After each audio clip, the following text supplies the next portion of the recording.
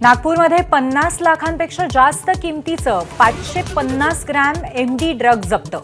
4 आरोपींना अटक। नवीन वर्षांच्या पार्ट्यांपूर्वी पोलिसांची मोठी कारवाई।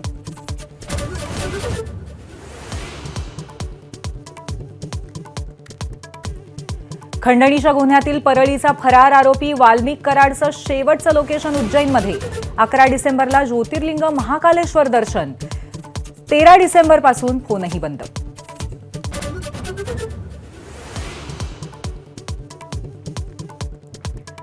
संतोष देशमुख हत्या प्रकरणातील चर्चित वाल्मिक कराडच्या शरण येण्याच्या हालचालींना वेग। पोलिसात फक्त खंडणीचा गुन्हा दाखल।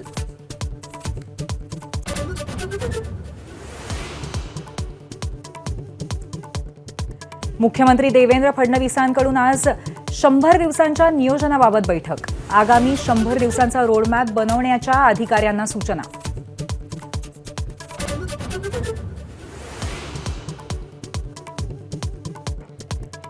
केंद्रीय मंत्री रामदास आठवले मस्साजोगमध्ये। मयत सरपंच संतोष देशमुख यांच्या कुटुंबियांची सांत्वनासाठी भेट।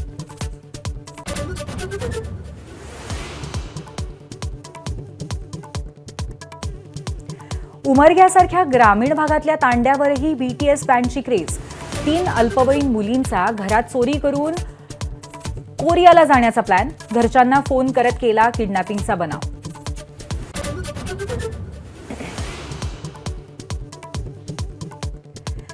शालेय शिक्षण मंत्री दादा भुसे आज स्वीकारणार मंत्रिपदाचा पदभार। सूत्र स्वीकारताना नाशिकहून आलेल्या 50 विद्यार्थ्यांची उपस्थिती।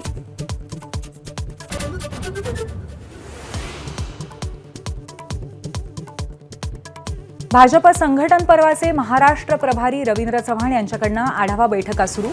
महिला मोर्चा आणि युवा मोर्चाला 25-25 लाख सदस्य नोंदणीचं लक्ष्य।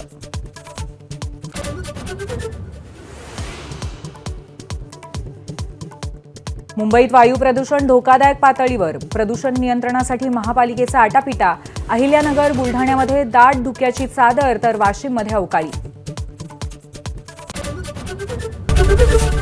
एबीपी माझा, उघडा डोळे बघा नीट।